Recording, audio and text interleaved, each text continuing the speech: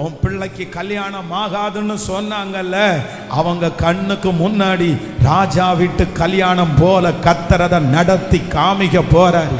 உனக்கு குழந்தை பாக்கியம் கிடைக்காதுன்னு சொன்னாங்கல்ல, அவங்க கண்ணுக்கு முன்னாடி உங்களுக்கு ஒரு பிள்ளை அல்ல, கர்த்தர் பிள்ளைகளை கொடுத்து உங்களை ஆசீர்வதிக்க போறாரு.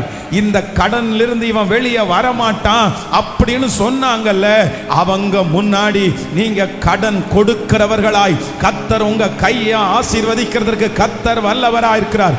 உன் பிள்ளை எங்க போனாலும் உருப்படாதுன்னு சொன்னாங்கல்ல, அவங்க கண்ணுக்கு முன்னாடி உங்க பிள்ளைய ராஜாவா ராஜாத்தியா கர்த்தர் அபிஷேகம் பண்ணுகிறதற்கு கர்த்தர் வல்லவரா இருக்கிறார்.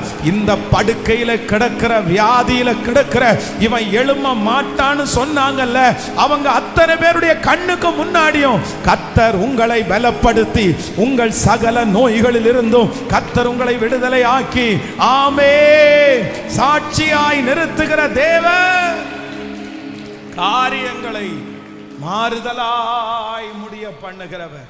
ஹல்லேலூயா.